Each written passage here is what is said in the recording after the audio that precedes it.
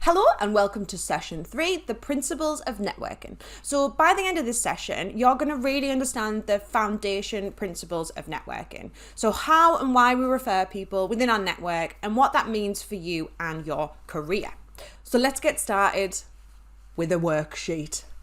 Love a worksheet. Your first worksheet of the session. It's so exciting. So I'm going to give to you 4 imaginary scenarios, okay? So I'll give you a clue. The first scenario is that you need to buy a new car. So it's a pretty nice situation to be in, to be honest. I've been kind to you on this one. So there's going to be 4 scenarios within your worksheet, and what I want you to do is underneath each of the 4 different scenarios make some notes about what you would do in each situation. So obviously the first one I've already, spoiler alert, told you about is buying a car. So what would you do if you need to buy a new car? Would you, who would you call? Is there anyone that you know that you'd pick up the phone and ring? Where would you go and have a look? Would you maybe do some research first? I'm guessing you maybe would. What sites would you use if you were going to do research? What actions would you take in order to achieve buying a new car? So there's 4 situations, as I say. Have a little look. Go and get your worksheet open, take your time, there's absolutely no rush, have a real think about what you would do, and then come back and I'll see you on the other side.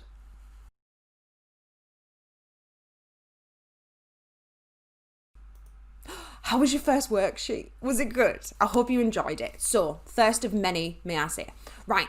So the principles of networking, let's have a little look and see if what you would do is similar to what I would do in regards to these 4 different scenarios that I put you in. So the first one was buy a car. Again, lovely situation to be in. So if I was to buy a new car, I'd probably speak to my husband because he knows more about cars than me. And we've got a friend of the family who is quite into cars, so I'd probably ask him what his thoughts were. I'd make a list and I'd narrow it down into the types that I'd maybe seen. So I'd have a little look around as I was maybe going on one of my walks or something and make some notes. I'd probably go on YouTube and look and search for the cars that I like and watch some videos about them. We've got a dealership down the road that has a mixture of brands in there, so I'd probably go and have a chat to someone. I like to see people face to face, you see. Have a chat to them and see what they said. I like to maybe have a little test drive. I'd speak to some of my friends who have got the models that I was interested in, if they have, and I'll ask them on their feedback. And you know, I might actually see someone, if I saw someone at the supermarket with the car that I liked, I might actually ask them, you know, how is it? Have you got any feedback? Good, bad, indifferent? And then, you know, get some real experience from people that are actually driving that car. So I'd probably do that. So that's kind of my gist on buying a car. No, restaurant recommendations. I think that this is a little bit more pressure, to be fair, than buying a car, because if someone asks you for a recommendation of a restaurant and then they go and it's awful, then that makes you look really bad, even though it's not your fault. So it's quite a lot of pressure on this one. So if someone asked me for a recommendation of a restaurant or a takeaway, I'd need to know a bit more information first. So I'd need to know if it was a special occasion, how many people are going. Is it like a party, you know, like a surprise party or something in a restaurant, or is it just a casual dinner? What kind of price point are we looking at? Are we looking at casual Sunday lunch, or do you want to go full on Michelin star restaurant, like, you know, it's special, you pop in the question, or, you know, it's an anniversary or something, and then what cuisine they liked, and then based on all that information, I'd then come together and create a little list of the restaurants that I've been to that I've loved. And I'd probably ask some friends who are foodies and I trust their opinion, and they've probably been to a lot more restaurants than I have, and get their opinions based on that information as well. And then I'd feel confident passing on those referrals because I trust them very much. They've got good taste. They're friends with me. So anyway, the next one, designing business cards and getting them printed. So on this one, I've got a few people that I know that could do this for me, that are in my network, and I trust them to do a great job. Or there's a couple of websites that I've heard really good things about. So I'd probably go and have a look at them myself if I wanted to do it myself. because this one's a bit more of it's not a high ticket item, I don't feel like there's as much pressure on this one. I'd feel a bit more casual about it. So it'd be interesting to see if you felt the same. There's not as much pressure on this one. Again, it's for myself, whereas if it was someone else asking, I'd feel like it was, like the restaurant thing, I'd feel like it was a lot more pressure. So this one, I've got a couple of people that I know that I could ask that could do this for me, or there's a couple of websites that I've heard really good things about that I'd take a look at, do a bit of research, and maybe try and give it a go myself. And if it didn't work out, it wouldn't be the end of the world, because it's not. It's not a food recommendation at the end of the day. Okay, and the final one, this is a big one. Give away puppies to a nice home, though. Remember, you've got to be a nice home. So on this one, because this is such an emotional one, and I mean, the future of these puppies is literally in your hands. I'd have to screen the people. So first, I'd have to put it out to friends and family, close network. So if I was going to put it on social media, I'd only do it on Facebook, and I'd keep it private, because if you put it on Twitter, it's open to the world, isn't it? So I'd keep it within my friends and family. If none of them wanted a puppy, I'd maybe push it and ask them to ask their friends and family if they're further afield, and see if they had any takers. And if so, I'd want to know, did they have experience working or looking after animals? Have they looked after animals before? I don't think I'd go, I might go to the extent of wanting to see the house and stuff. This one's a big one for me, because like I say, it's the livelihood of this little baby puppy. So I'd have to really feel comfortable giving them away. Or, you might choose to sell the puppies even, and then by putting that price tag on it, it means that you've got really serious people that are only coming. It's not a free puppy, which anyone will think, oh, I'll have a free puppy. And then 6 months down the line, they're like, oh no, I've got to pick up the poop.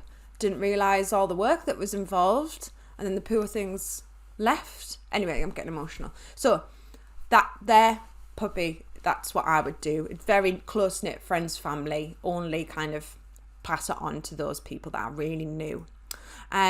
So are any of those similar? Do you think that there's any synergies? It would be interesting to see if there was anything that I would do that was similar to what you would do. And if so, or if there was anything different that you would do. And it's a good way of thinking about your thought processes in regards to making referrals for other people and making recommendations, and what kind of mindset you have to be in order to achieve these different scenarios. So regardless of the similarities or differences in what we would do, there are 3 components that are going to be there in regards to what we've just looked at, and when it comes to giving and receiving of referrals. So the first one is that you need to know that the company or person or restaurant exists. You need to know that they're there before you can refer anyone to them. So you can't recommend a restaurant that you didn't know existed. You wouldn't go to a car dealership that you didn't know was there. And you wouldn't recommend or use a printer for your business cards that you didn't know existed either. So you need to know that these people and places exist. Secondly, you've got to like them. You wouldn't send someone to a restaurant that you didn't like. Unless you didn't really like the person you were sending there, but that says more about that relationship than it says about the restaurant. So hopefully you wouldn't. But anyway, you wouldn't go to a car dealership where the people were horrible and nasty, because you just wouldn't. No, you don't want to go and do that.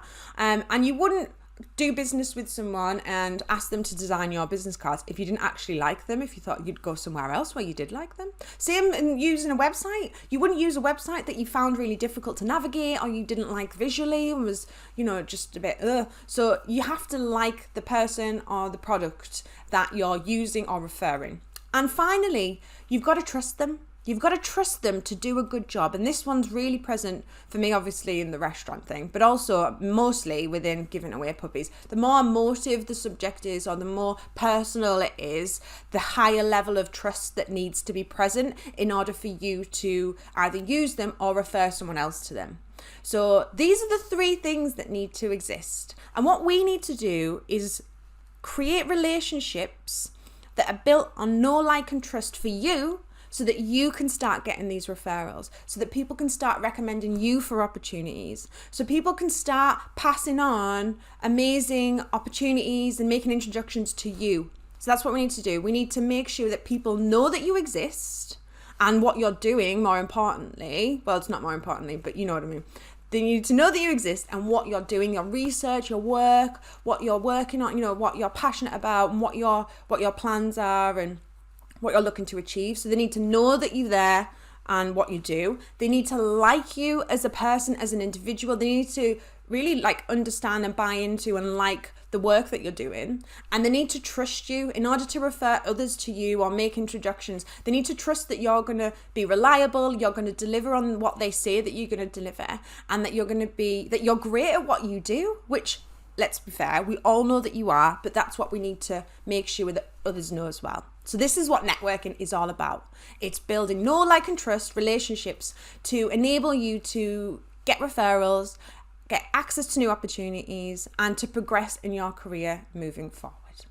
So there you have it. You now understand the principles of networking. The foundation has been laid and it's time to move on to the next section. So I'll see you over there.